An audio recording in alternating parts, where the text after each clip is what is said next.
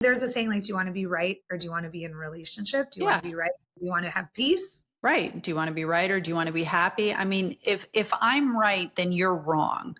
And if you're wrong, it's the same as you lose. And if we're attached to each other and you lose, then I lose. So I'm actually a fan of like give to get. Like if you want like partnerships are an ecosystem. Yeah. If you want something from your partner, what are you prepared to do to allow them to be able to give you that thing? Welcome to Grow with Robin Breckenridge, a podcast about stepping into the most fully expressed, aligned, and conscious version of yourself. Here, we dive into the real work of personal growth, establishing boundaries, understanding your patterns, building self-trust, healing emotional wounds, and creating relationships that feel safe, authentic, and fulfilling. I'm Robin, a life and relationship coach, and in each episode, we'll explore the tools, insights, and conversations that will help you not just improve your life and relationships, but truly transform them. You don't have to just go through it. Let's grow through it, and let's do it together. Hi, everybody, and welcome back to Grow with Robin. Today's conversation feels really, really, really special to me because I get to introduce you to someone who has been in my life, Rose, for like almost 10 years. Would that be accurate, you think? Yes, it would be. Okay, so Rose and I met nearly a decade ago when we were both working for the same coaching company. We were both building our careers as coaches, finding our voices, and learning who we were as professionals. And one of the things that I've always admired about Rose is her courage. So when that chapter no longer felt aligned, she made the brave decision to leave and rebuild something that truly reflected who she is and what she believes about love and relationships. So I have had the privilege of watching her grow, not just as a coach, but as a partner, a mother, and a woman. She is deeply skilled, incredibly trained, and she has helped me both personally and professionally in my own life. She has a no-nonsense, what I call New York energy that I love. It's direct, clear, and grounded, but paired with such warmth, safety, and compassion. And I am so grateful she's here. So I'm going to introduce you to Rose. Rose Viggiano is a relationship expert and attachment specialist who's helped individuals and couples move from conflict and disconnection to closeness and trust. With over a decade of experience, she teaches the real-world tools that help make love last, including how to communicate honestly, repair quickly, and feel safe being fully yourself in your relationships. As the creator of her method, Awakening Relationships, Rose has guided hundreds of individuals and couples through her signature secure relationship journey, which is a simple, powerful framework for healing old patterns and creating more secure, connected relationships.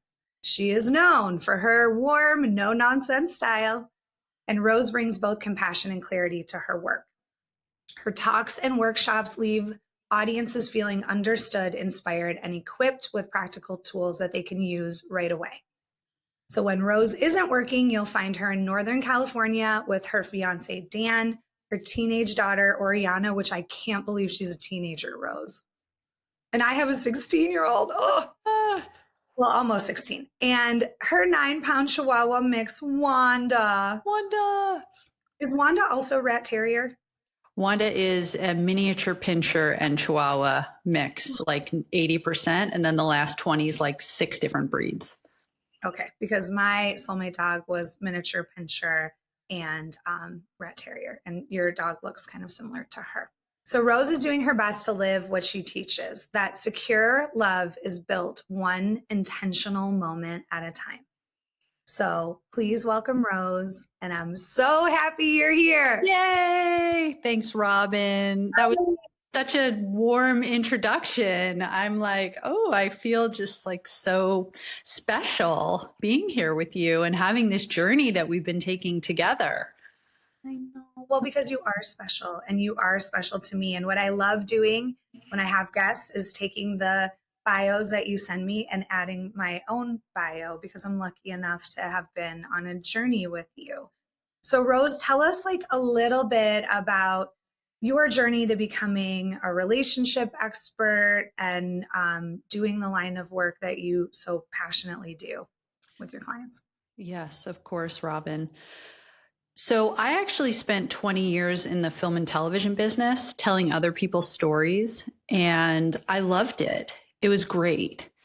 But what I noticed is that the last few years I worked in television, I worked in true crime, and I worked in and around stories of people bringing a lot of harm to their spouses.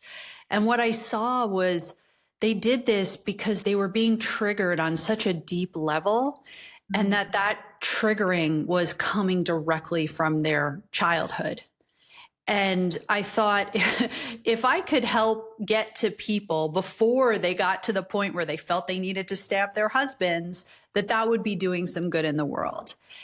And then working on that show also made me reflect on my own relationship at the time. And I considered, how close am I to stabbing my husband in this moment? And I realized I was pretty close. And that things had gotten... Are we allowed to say what the name of the show was? That show was called Wives with Knives. Because I never forgot it. Like, that's one of the best stories I've ever heard. So, right. Wives with Knives. So I was on Wives with Knives and, talking to these women who were in prison for stabbing their husbands. And they were telling me stories which sounded very similarly to my own. And I sort of realized through that I had married, a person very similar to my mother. And, my mother, God bless her and rest her soul, I do believe she's at peace now, was a borderline personality disorder. She had narcissistic tendencies and addiction. And while she loved me very much, she had no choice but to do it in ways which were not ideal or attuned to what I needed. And then that created certain attachment adaptations in me. And I played those adaptations out in all my close and intimate relationships for my life up until then.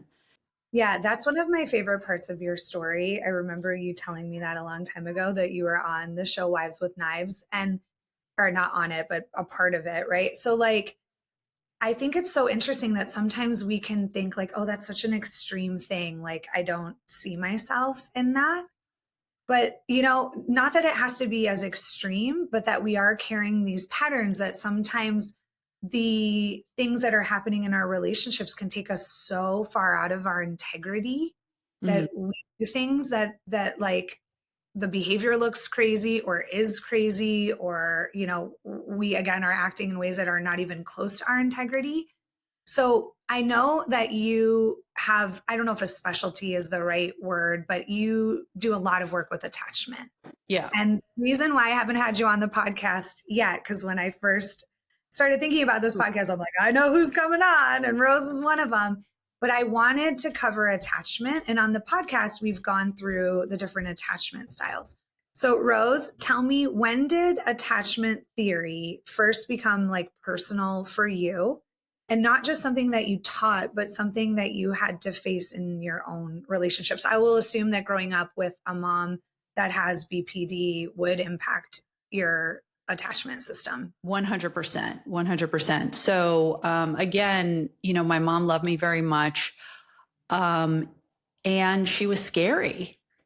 When you have a parent who is nice one minute and then mean the next, or who's kind one minute and then blaming you and yelling at you and calling you names, or when you notice that one little thing can happen and they can go nuts and then will eventually turn that on you, I mean, it's very scary. And so, for me, I developed what is considered more of a disorganized attachment pattern. And what that means is that when you're what it usually comes from is when you're growing up, the caregivers that you are supposed to love and feel safe with, that you want to love, are also a source of fear. And so it's very disorganizing in the attachment system, because part of you wants to pull your caregiver close and the other part wants to push them away to protect yourself. And so I noticed that I was playing out that same pattern in sort of every relationship, close relationship I was getting to.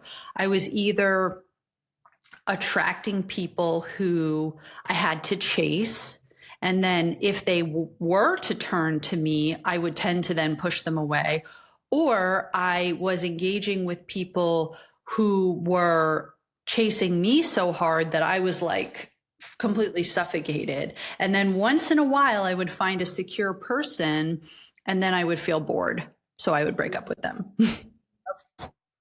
So on the podcast, I've called that ambivalent attachment, where like the core of your experience is confusion. Mm-hmm. Right. And so you're going to lean on that kind of anxious response of fighting for the love when it's not available to you, and pushing it away when it gets too close and enmeshed and boundaryless. So I know that your story, even though our stories are very different, like as far as that pattern feels very familiar to my life. And one of the costs of not being aware of that pattern in my life was I was getting stuck in relationships, situations, jobs that didn't honor my well-being, but I didn't know how to get out of it because it would activate my rejection, abandonment, neglect wound. So tell me, like, understanding that pattern now, what do you think it costs you relationally through your life? Yeah, well, that's a good question.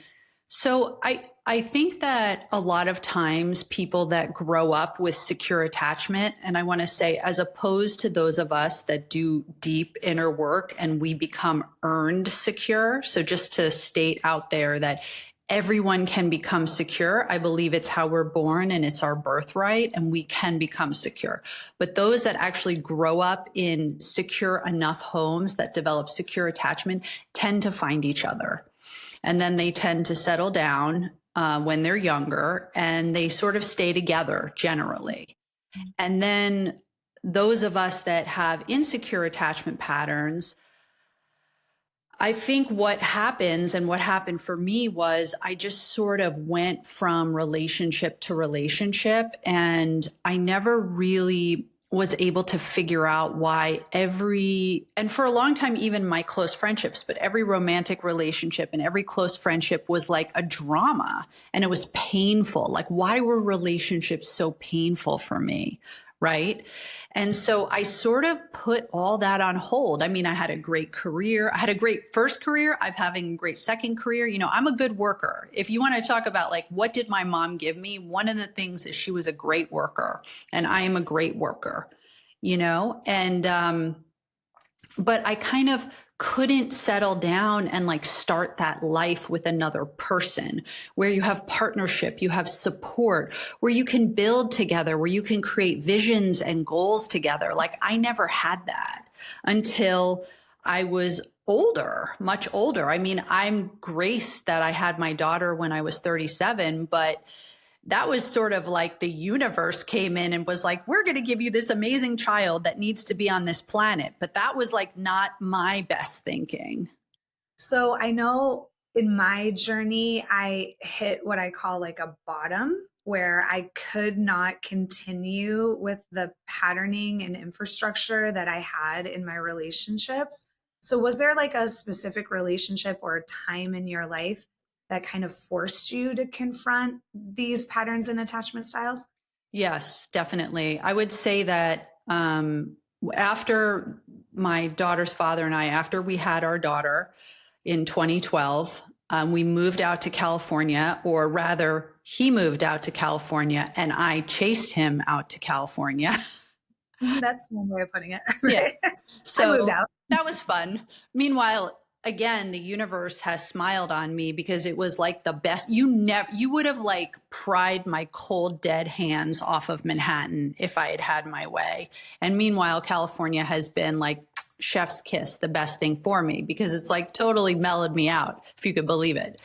And, a year after we moved in 2013, when that relationship ended and I was in a situation of being a full-time single mom, which was the thing that I most thought was the worst thing that could have happened to me, because that's what I was raised by, this single mom, but who also was mentally ill. I really hit a bottom at that point. Like, I realized what I had done with this man. I realized everything that had contributed to this situation.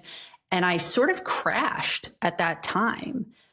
I always say with folks that come and want to work with me, I am not the practitioner who's going to tell you, oh, I've been happily married for 30 years and I'm going to show you how. I'm the one that says, I have been to the gates of hell and I have clawed my way back, and I'm going to show you how I did that, how I learned what I learned, and how I have a good relationship today. That's my story. And so that was the beginning. And once that happened, I knew there were certain things in a relationship that I was never going to tolerate again. And the next relationship I got into was so much better. And yet it was the classic anxious avoidant dance that we got into. And that was the relationship where I really started to drill down on attachment. I started learning. I eventually became certified in attachment and started training and started teaching and working with clients. It was all because of the way I was catapulted into it by being in an obviously clear anxious avoidant relationship. So this is perfect, because I think it's a great segue into the work that you do. Because what's so astonishing to me and makes so much sense is how these opposing attachment styles are drawn to each other. Mm-hmm. And I understand it now that, like, we're attracting that familiar energy that wounded us as a way to heal. So, like, at parts of this work, I've thought, like, are we masochists? Like, do we go towards things that hurt us and, like, keep going towards the things that hurt us? But one time I went to a holistic doctor of sorts, and his belief was that the body is healed through infinite intelligence, meaning you don't have to, like, go to your body and be like, I cut myself, heal it. It is some sort of intelligence that knows exactly what to do. And Rose, this might be applicable to you in your work, but I'm like, oh my gosh, I think, like, emotional healing is similar. Like, we are so programmed to heal that we will go back to this thing to try to have a corrective experience. It's just that these old wounded parts are behind the wheel, and it will take us to the same energies that harmed us trying to have a corrective experience, right? So, like, there is this, and also I think that, Terry Real says you marry your unfinished business, or you're in relationship with your unfinished business. Like, unfinished business. Yeah, and I'm sure in your healthy relationship now, you still attracted some sort of partner that has opposing things to you. Right? So, like, what do you see most often when you're working with couples or individuals, as far as, like, the two attachment styles that pair up, and what and how that plays out in relationships? Yeah, great question. And yes, even with my current partner, who we got engaged when I was 50, and this is the best relationship of my life, and he is a great human and a wonderful man. There are things about him that took a good long while to be revealed, and are, they might be 5% of what I grew up with, but they're still the thumbprint is there. And there are things about me, that he grew up with a critical mother. Well, guess who can sometimes be critical? I grew up with an anxious mom. Well, guess who can sometimes be anxious?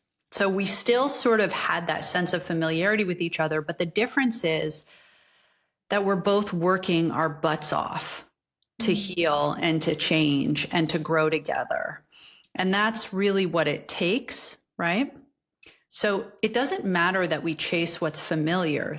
The idea is, if we're going to have a corrective experience, then we have to be in a relationship that is going to put our feet to the flame and get us to do that work.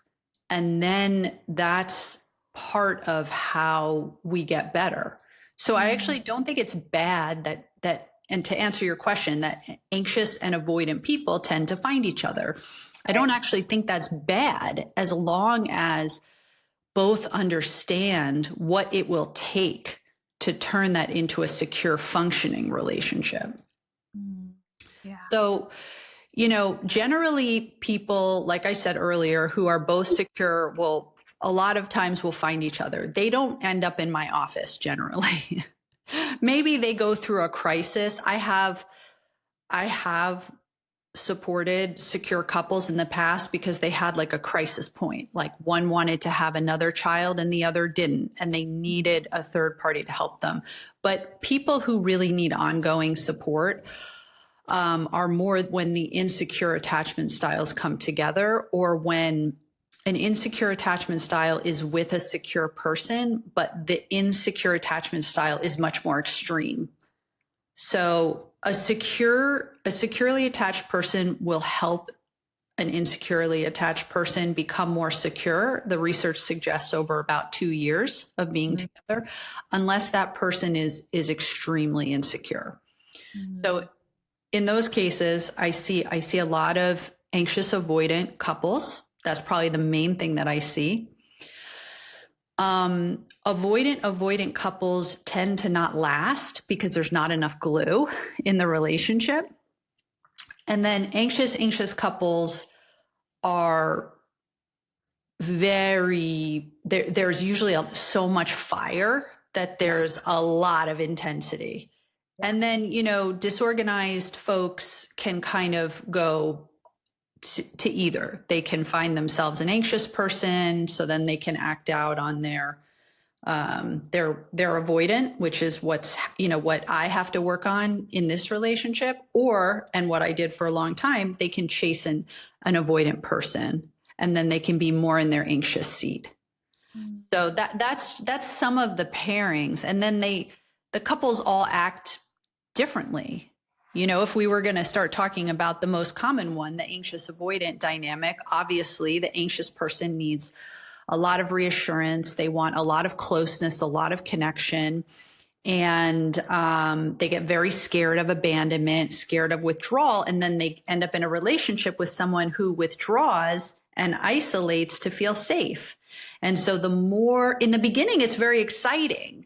The avoidant person is like, ooh, look at all this emotional breath. And the anxious person's like, look at all this stability. But then over time, the anxious person is getting more anxious, reaching out more. And then the avoidant person starts to withdraw. And then that withdrawal kicks the anxious person into higher gear because their nervous system starts to go nuts. And they go, no, I have to have this, which then pushes the avoidant farther away. And then around and around we go. So I'm not sure if this is the exact name of it, but I know that PM Melody's work, I think it might be called the chart on attachment, where it shows in that cycle of like how an anxious person enters into the relationship and avoidant person, and how there's kind of like opposing things going on, where like the anxious person is connecting to this person so deeply and strongly and is like, I found the one, this is it. And then simultaneously the avoidant person is like, whoa, this is a little intense and this is getting a little close. And they start to back away. And then like it activates this attachment system of what happened when you were younger. I love that chart because I feel like it just in such a succinct way shows the patterning of those two people being in a relationship together. But I know that it's really common. I know you see individuals, and I see individuals as well, that like one person shows up to this work and starts working on their attachment style and building a more secure attachment style through the work, but the other partner might not be doing work. So what is your thoughts about like, can a relationship survive or continue to grow and be healthy if one partner is doing attachment work? Right. I tend to think that when one person changes, the relationship changes. And sometimes the change is that the relationship doesn't continue. But it can also be that when one person stops engaging in the dance or the pattern between the couple, that pattern changes. And sometimes the other person just naturally comes along. That said, generally, if you have a lot of issues and challenges in a relationship, it's going to take both people's commitment, willingness, and capacity to look at that stuff and to change. One thing that you can't have a secure relationship without is accountability. So if both people are not able to take accountability, if they're not like able to properly repair and to shift and to make different choices in the future, then it's going to be hard to put a relationship that's on a dangerous track to kind of get it to a good place. So what I found in my work is that the work that I do, I feel like it's vibrational. When you raise your vibration, along with tools like boundaries and discernment, you stop dropping down in vibration to like to meet that person in the vibration that they're vibrating in, or the patterning in the relationship. And it kind of creates this option for the other partner to either come up and meet you at your vibration or not. Yeah. I mean, we're talking about mirror neurons, really. And when you're sitting with a client vibrationally and you're in your prefrontal cortex and your rational self and your wise adult or your higher self, you're allowing that client to mirror to you. And their mirror neurons in their body are going to be reacting to that energy. And if they can get strong enough in that and in their own capacity to sit in their wise adult seat, then their partner can also use their mirror neurons to come up to them. But, of course, this is only if it's not egregious what the other person is doing. I mean, it's so case by case. I think regardless, the bottom line is it's worth doing the work for yourself first, and then coming to a place where you see what your partner does, and then you have what is called a relational reckoning. You have to say to yourself, is what I'm getting from this person enough to grieve what I'm not getting and probably never will? Dang, that's good, Rose. So, something that I see when I have one person coming into the work too, is that it will often, I feel like as much as generational trauma bleeds out onto people, the light of raising your vibration and consciousness does as well. And so sometimes your partner will consent, will be like, wow, whatever Rose is doing, like, I'm inspired. I want to like be the best version of me. And then the other partner, the one that's done the work, has to be patient. Because I know it happened to me. It was like, it took me a few years to really like, I mean, it's not that there's a finish line to this work and like Right. I'm done. It took me a few years to like really settle into like shifting my patterns. And then in my partnership, when it was time for like Michael to do some work, I was like, how long is this going to take? Like, I'm healthy. And I had to realize like he held some space for me to grow. And I know that sometimes it can be hard when you've done the work and you're sitting pretty in it and your partner's just starting it. And I know, I'm sure with your couples work, like sometimes that couples work kind of divides out into individual work too. So is that something that you could speak to just for the people that are like, oh man, I'm doing this work, I'm listening to this podcast and like my partner's not there yet? Oh yeah, for sure. Well, it's called transmission reception work and celebrating 5%. You've done all this work, you've changed, or you're working on yourself, and now your partner is coming along, but they just did one little thing. And for most people, their response to that is going to be, yeah, but what about the 95% you haven't changed? Or, well, it's really so little and I've been waiting all this time. And what I try to endorse people to do is celebrate the little wins.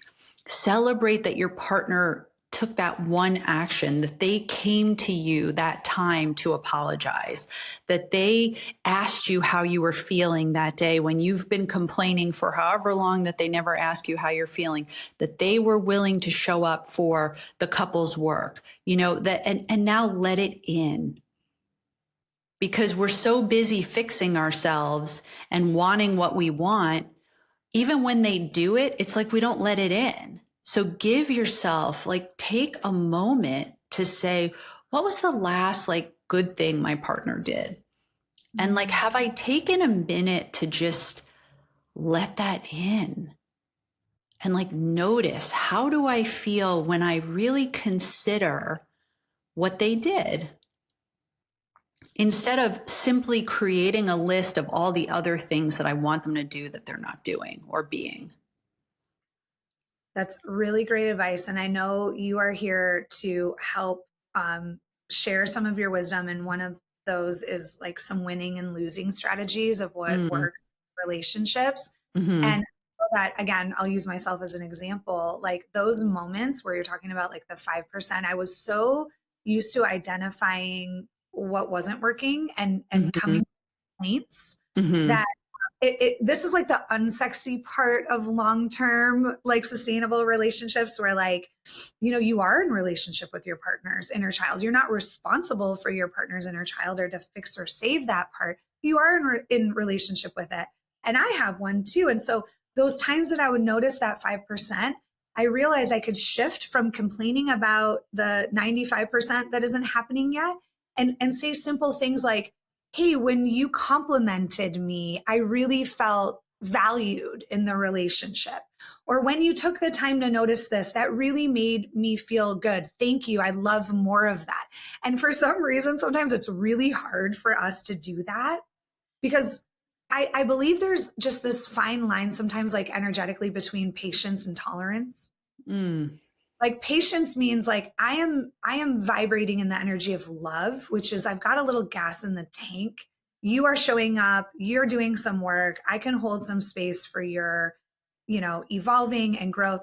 Tolerance is more fear-based. And for a lot of us, by the time we get to this work, we have done some tolerating. And then there's a history of tolerating that happened before that, right?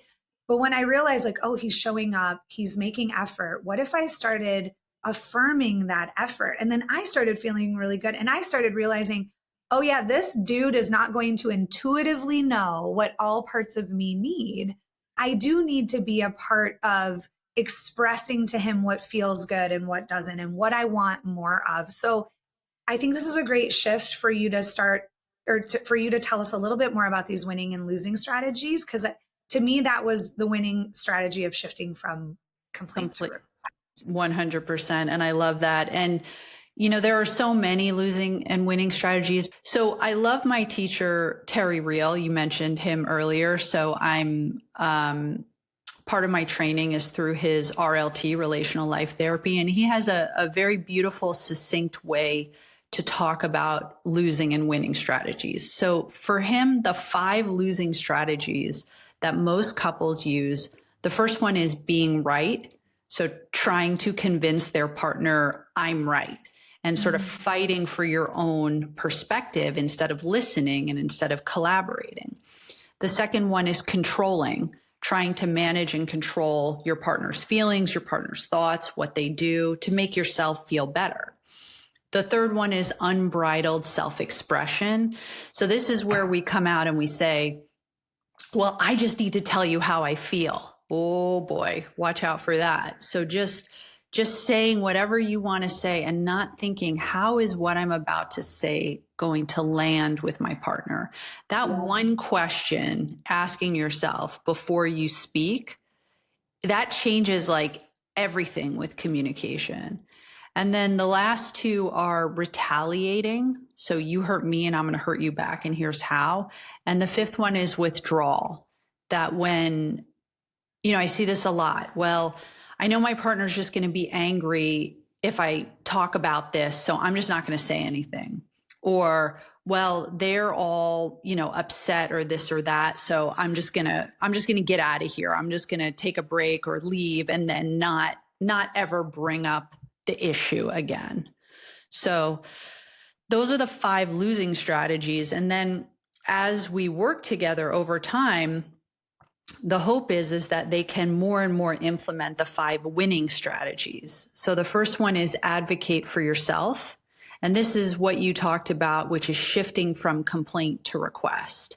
That instead of just complaining about what you don't want, say what you do want and find a way to say it lovingly and honestly and from your higher, most adult self.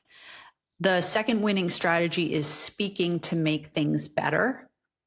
So how am I speaking? What am I saying? And are the words and the tone and the body language I'm using, is it going to make things better or worse? Along with that, the third winning strategy is listen to understand. So most of us don't know how to listen. We could do a whole podcast on listening. We should. Want to come back? I know. We're just going to talk about communication, because the big problem, and this is modeled for us, it's not like we're bad people. This is what we learned. Most of us are listening only enough to figure out how we're going to respond. We're not actually listening to be impacted or affected. We're just listening to then be right. So listen to understand. The fourth winning strategy is to respond with generosity. So give as much as you can. If your partner says that, I want you to be here for dinner every night at 6 p.m. And if you're going to be 5 minutes late, I want you to text me. And well, what can you do? Maybe you can't make it home every night at 6 p.m., but maybe you can offer to give them a text and to let them know, hey, this came up at work. I'm not going to be there at 6. I love you. And the fifth one is to cherish what you have. And cherishing is lost for many couples. They have forgotten how to cherish each other. They have forgotten how to see the good and how to show up for each other and how to be grateful for each other, for the parts of each other that are beautiful and that work and that are magnificently broken, but to just really learn how to cherish each other. So I'm listening to those, and I'm familiar because I also love Dr. Terry Real's teaching. But I'm just thinking about how much attachment styles impact those losing strategies, like especially unbridled self-expression, for instance. Like I've had so many people who are, a little bit more default avoidant, like eventually get to their capacity where they've pushed something down so much that like the lid comes off. And then they'll say things to their partner like, I don't know if I can do, I don't know, I'm afraid of commitment and this is feeling like too much, and not taking into account that their partner is anxious and that those of us are anxious, like that lands in us and never leaves. It's like, oh my gosh, this person could leave. They're thinking about leaving. They're not secure in the relationship. And to me, that's more of an internal process. Like whatever's going on in you is something that's yours. It's actually not something that you necessarily need to share to your partner because that's too much information for them.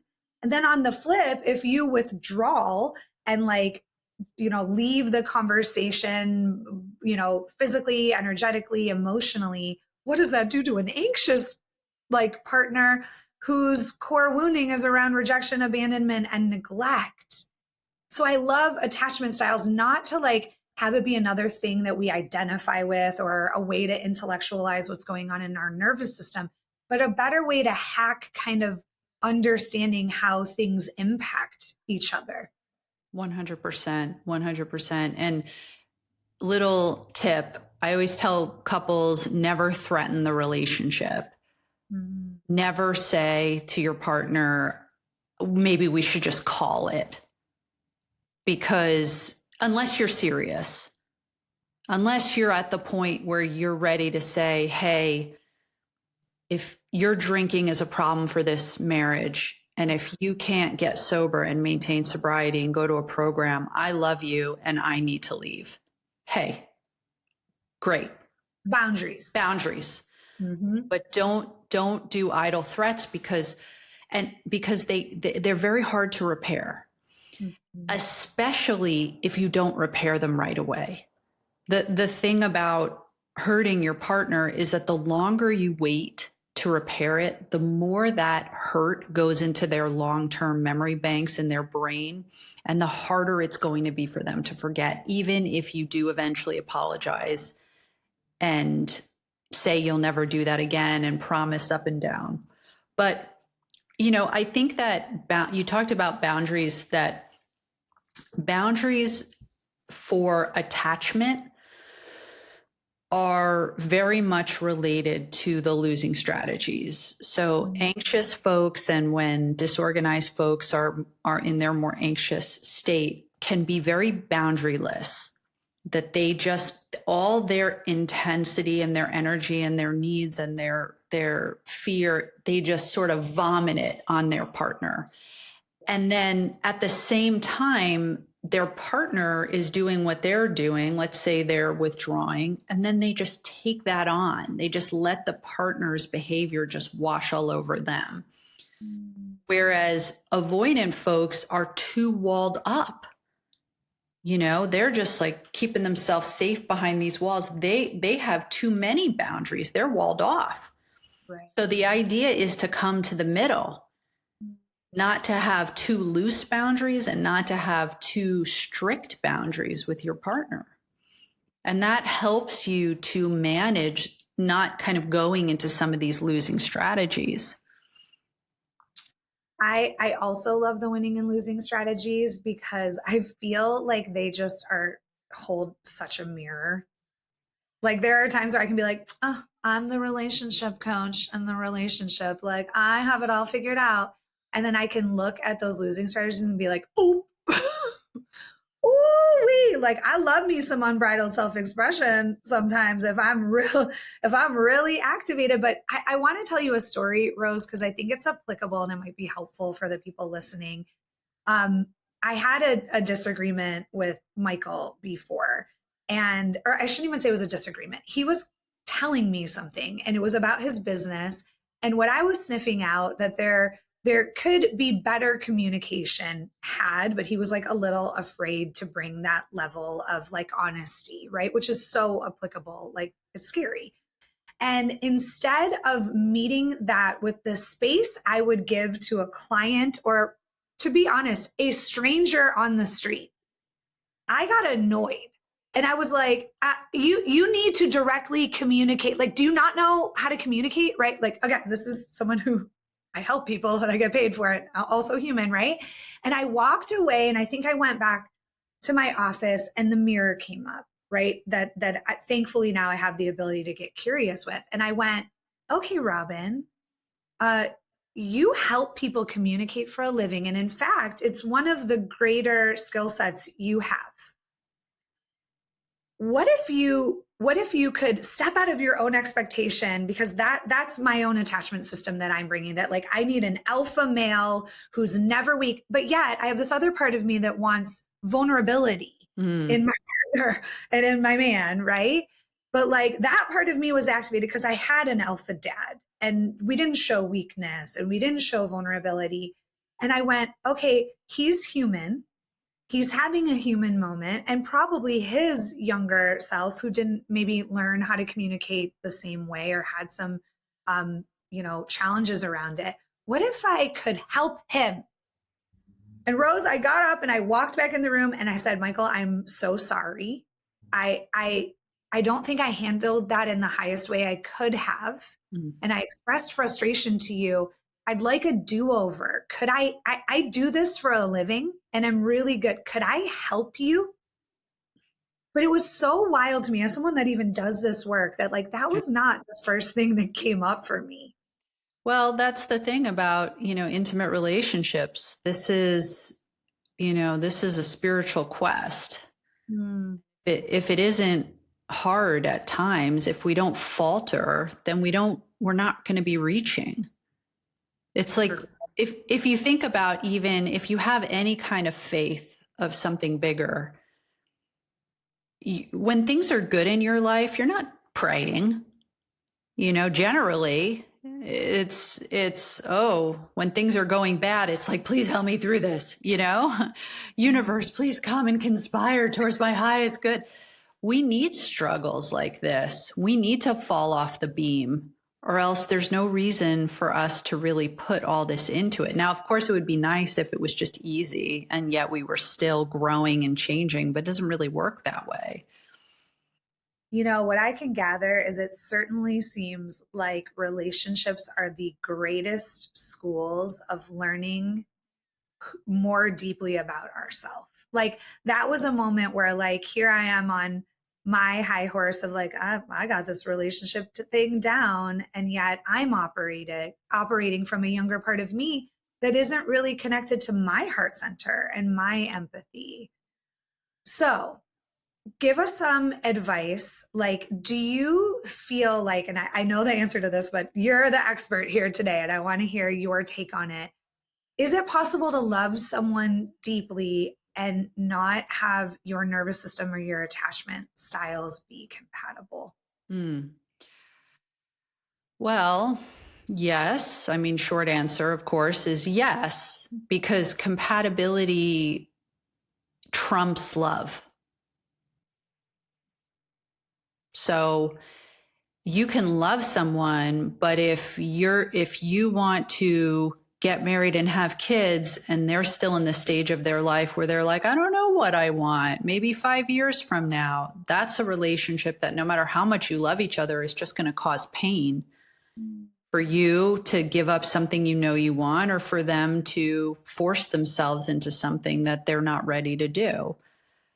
If you want a partnership and you envision yourself being in a partnership with like a best friend where you do everything together, and you're like always checking in with each other and you're texting 10 times a day, and you're with someone who kind of wants more of a solo journey, and then 2 nights and 1 weekend day.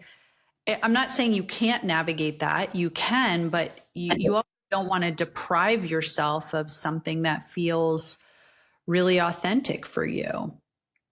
So, compatibility, and also being complementary to each other, because you don't have to agree on everything, but being complementary to each other is also really important. So do I have a trait that, like you just said, like, do I have a trait that can help you, and vice versa? Like I'm a little better now, but I'm a very fast paced person. I want to do everything quickly. I want to schedule my day within 5 minutes of one thing to a next. If I'm going somewhere, I want the fastest route. I want to walk fast. I want to get that stuff done.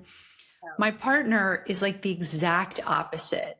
He like walks slow. It takes him, like, he tells long stories. I'm like, just give me the facts, ma'am. He like tells these long stories. He's just like it even takes him longer to get in the car when we're going somewhere. I'm like in the car, my seatbelt is buckled, like the car is on, and he's like still closing the door, But we're actually complementary for each other, because like I need to chill. Like, hello, I'm going to like give myself angina, as my grandma used to say. You're going to give yourself angina. I need to chill. And he could use a little bit of gas in his engine. Yeah. But I guess that like meeting in the middle, that you are growing it. And I believe curiosity is such a great tool for that. Yes. And even being curious with yourself, right? That like, okay, that pace might work for you, but it might also be activating or impacting your partner. Yeah. And how important is it? I like to ask myself that question a lot. There's like a few questions that I ask myself like multiple times a day. Like the first one is it true? Like when I think a thought, I then, and it could be anything. It could be, what if I don't know what to say on Robin's podcast? Okay. is that true? Like, is it true that you're not going to know what to say? And then like, what is that thought doing to me? Like, if I'm going to believe that thought, especially if it's not necessarily true, what impact is it going to have on me? I mean, this is Byron Katie's work. It's like, what impact does it have on me that I believe that thought as if it was true? And then who would I be without the thought? And like, is there an opposite thought that could be just as possible? Like, I will know exactly what to say on Robin's podcast, which has turned out to be true. It's like just as true. And how does that thought make me feel? So especially in partnership, I'm always trying to look at like, is it true that he's just too slow, that he's not taking X, Y, or Z seriously, that he's, the mind comes up with all kinds of things. And then I ask myself, really, how important is it? I like, in the same topic, I like to do the dishes the minute we're done with dinner. I want the kitchen clean. I want it done, the lights off, everything finished. He would rather sit for half an hour, It's like, how important is it to me that it gets done right away? Is it important enough that I want to do the dishes myself every night because I have to get them done? Well, no. So we've come up with a negotiation. If I've cooked and he's going to do the dishes, so that I don't have to be anxious, I'll ask him, hey, I'm just checking in, just making sure that when you're ready, you're going to clean the kitchen, do the dishes, right? And he goes, oh yeah, I will. And I go, great. And he does it. And if he doesn't, and we have to renegotiate, or have a conversation about our agreements and whether we were clear with each other about what those agreements are, then we'll have that conversation. But 9 times out of 10, he does the dishes and it's all done and it's all fine. And you don't have to control it. No. Yeah.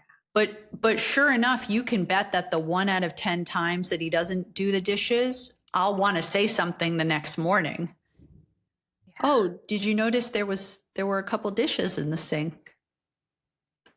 That's a losing strategy. Instead of 9 times, wow, you did such a great job cleaning the kitchen. The Gottman research says that couples need to have 5 or 8? Whatever it is, it's either 5 or 8 good experiences for every 1 negative experience they have with each other. I think it's 5. I think it's 5. 5. Yeah. Okay. So Gottman says 5 to 1 of positive interactions to negative interactions.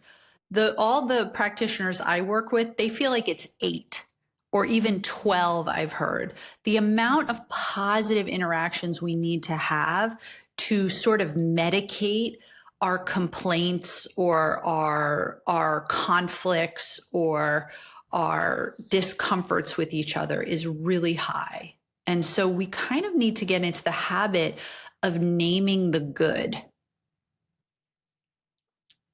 I think what's so important, Rose, is like you had to learn this.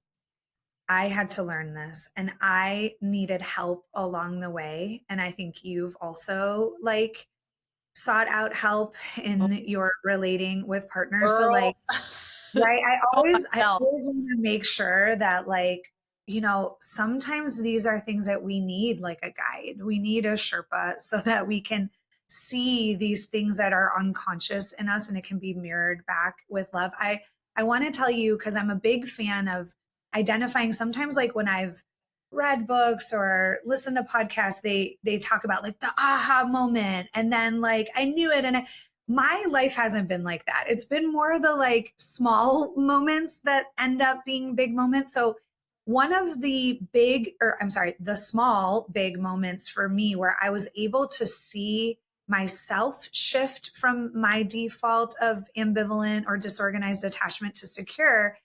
I also move very fast and I'm also a good worker. And I was running from my office, running in the kitchen because I work from home most of the time. And I grabbed something to eat and I run back in. And then I came out later.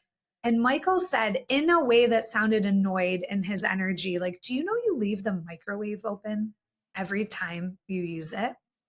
Now, Rose, I have a little bit of ADHD that I deal with on a daily basis. And I am aware that that probably is challenging for anybody that lives with me at certain times.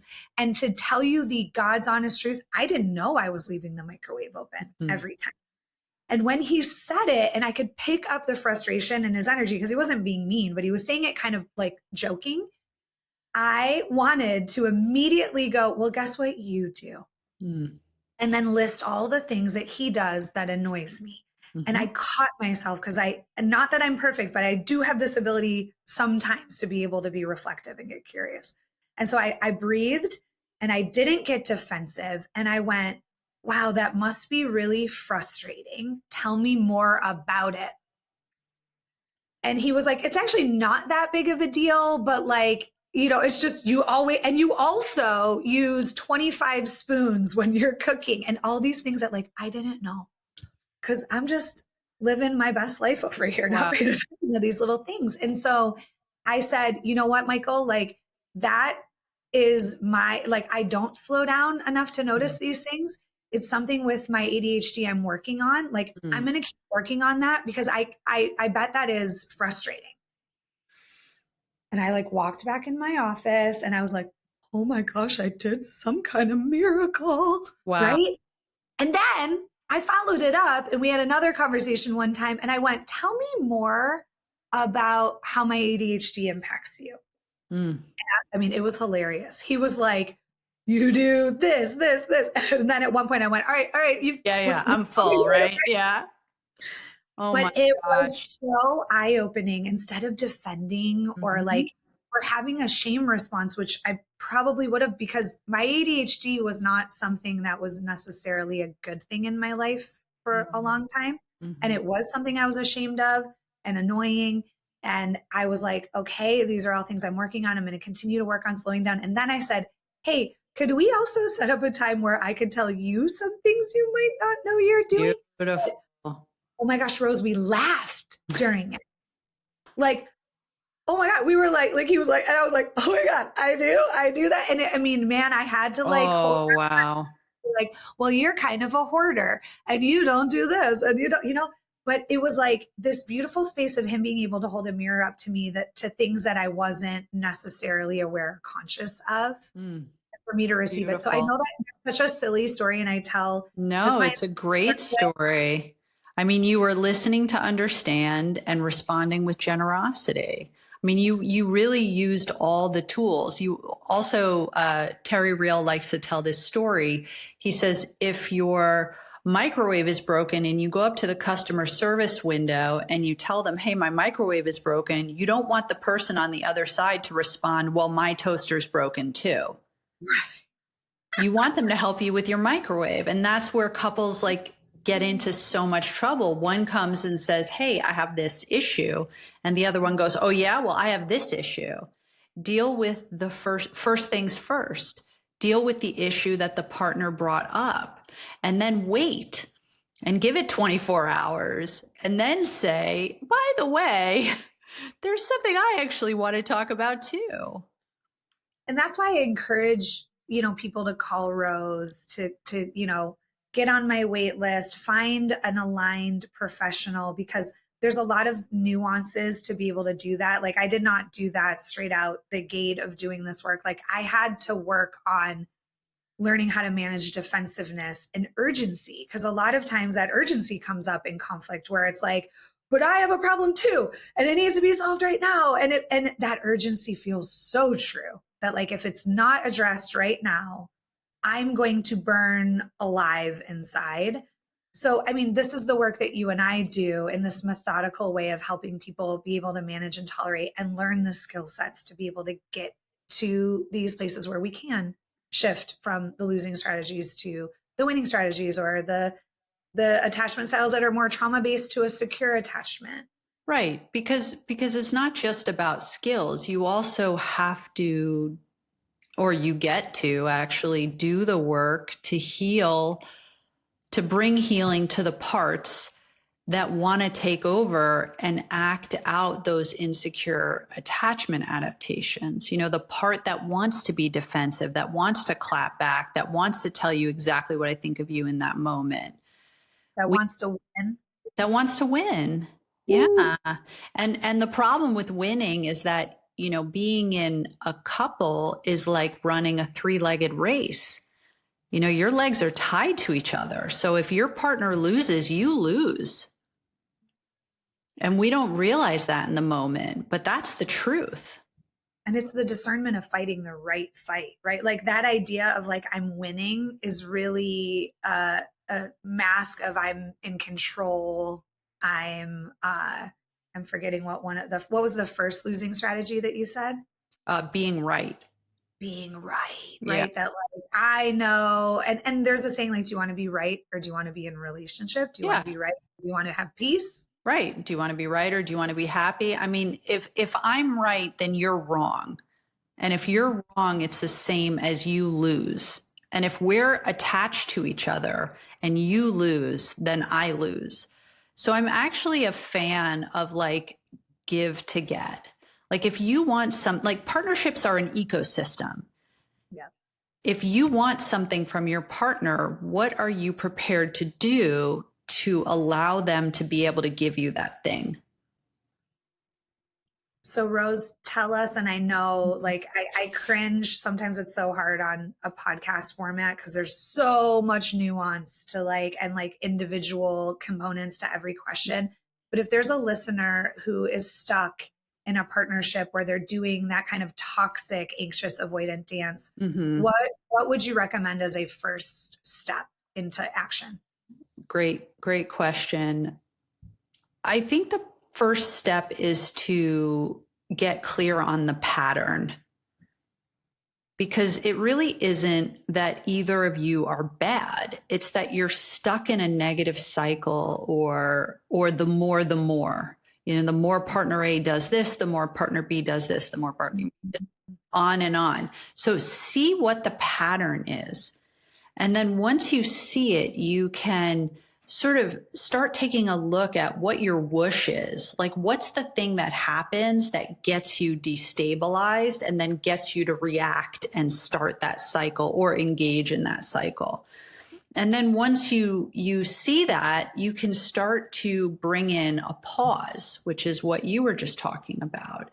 The whole point of relationships is that when I get active, well, not the whole point, but a major element of being in a secure relationship is that when I get activated, I can feel that whoosh and I can help myself to just pause so that I don't react from the place of either my insecure attachment style or a younger part of me, and give myself that time to settle so that I can come back to the present. I can come back to my highest self, to my prefrontal cortex in my brain, which understands rationally what's actually going to help and hurt. And then I can act from that place.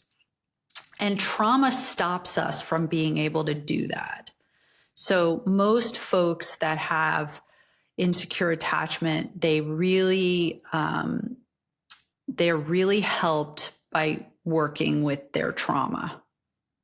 And in my opinion, doing that somatically in some way is incredibly helpful. So like my teacher, Dr. Diane Poole-Heller, she has a process called DARE, which is Dynamic Attachment Repatterning Experience, which is a somatic process. And working with a practitioner who can work with you on the body level can be very helpful for healing those insecure attachment adaptations.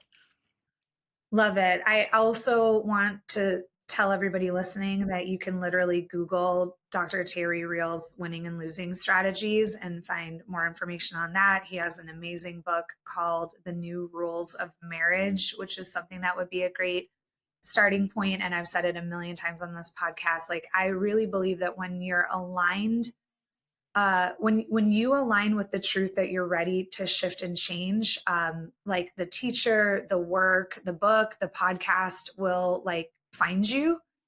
So Rose is a great person if you want to contact her, or if there's somebody locally or in your network. I think that having some help navigating that, and I've worked with you minimally, Rose, because you're a friend of mine, but I know there was a time where I was doing something big and scary and we did a little somatic session, and I'll never forget it. It was like so helpful for me. And even though I had done a lot of work, there was more more information, data, and wisdom in my body at that time than I had tapped into. So you did such a beautiful job of helping me with that. Mm, So that's Rose, great. yes, Aw. I'm so happy you were here. And I do this a lot on the podcast, but I would love to have you back sometime and maybe we can talk about communication or if maybe some listeners have some questions, we could have you back on. But this has been such a powerful and grounding conversation. And it's been such a beautiful complement to the 4 sessions that preceded you, where we were talking about these different attachment styles. Mm. So I really believe that this episode is going to help people and couples who feel stuck but deeply care about each other Mm-hmm. understand that there is a path forward and that secure relationships is something that we can build. It's not something that we just magically can find or have or don't have. So before we wrap, can you tell everyone where they can find you and what you're currently working on and how they can access some of your work? Sure. You can find me on Instagram at Awakening Relationships. You can find me at my website, roseviggiano.com. There's a lot of free resources you can download. I think we even developed one that Robin's going to put in the show notes on winning and losing strategies with some different information. And I often give, obviously I do personal sessions and I work with a lot of couples, and then I do workshops, and we're going to be starting this summer with weekend couples retreats in California. I'm also going to be doing 2 series for Dr. Diane Poole-Heller, and I'm going to be giving a workshop in London as well. So if you are in London or you're interested in trauma, attachment, relationships, communications, definitely go to my website, download some of the freebies so you can get on my email list, and then you'll find out everything we got cooking. And we will put everything in the show notes. I cannot recommend working with Rose enough. Anybody who knows me knows that I am extremely stingy when it comes to referrals, because I'm not going to refer you to something that I don't deeply know the core ethics of the work and the person. And Rose, you are one of my very select few people that I have absolutely no question about referring people to you. And I know that you know that I've referred some of my closest friends, family to you. And you are such a hit. Like everywhere I go, they'll be like, Rose, I love Rose. I'm like, I love Rose. I found her first. Thank you, Robin. That means so much to me. It really does. And I love everybody you send my way. So you attract great people. And I'm just thrilled to be here with you. And I'm thrilled that we both get to do this work, because it's really, we are walking a path that few get to, and are bringing people along with us. And it just means everything. And from a personal perspective, Rose, like listening to all that you are doing and knowing like where we started and how much like self-belief and embodiment and working on our own things like led us here to be, what I consider to be like wounded healers, because we have also been wounded. And that's one of the things that qualifies for us to this work, but also so ethical. Which I think is just what wounded healers need, because sometimes we can harm people without those ethics. So I just love you. And I'm sure everybody listening today got something from this episode. And if you are even contemplating doing some work, I think that scheduling a consult with you or engaging with some of the things that you have coming up would just be such a beautiful investment of your time, energy, and money. So thank you for being here, Rose. Truly, it's such an honor to do this work alongside you, to have you as a colleague and a friend, and to witness the way that you help people build real, secure, lasting, healthy relationships. And I know that because some of the closest people in my life have benefited from your work. So thank you again for taking time out of your busy schedule. And I know your time is so precious. So hopefully you'll come back, but I would love to. you. And Thank you so much, Robin. You're welcome. Okay. So we'll see everybody. I'll see you next week, and have a great week. That's it for today's episode. Thank you so much for being here and for doing this work. If this episode resonated with you, I'd love to hear your thoughts. Come connect with me over on TikTok at Robin Breckenridge or Instagram at Coach with Robin, where I share even more insights, tools, and conversations around boundaries, self-trust, relational healing, and so much more. And just a quick reminder, this podcast is for educational and personal growth purposes only. The insights and tools I share are based on my experience as a life and relationship coach and are meant for general guidance. Each person's story is unique, and the nuances of individual experiences can't always be addressed in this format. What's shared here may not be applicable to every situation, especially those involving abuse, oppression, severe mental illness, or systematic harm. If you or someone you know is in crisis, please seek support from a qualified mental health professional or emergency resources. Thank you for listening and for showing up for yourself in this way. Take care, and I'll see you next time.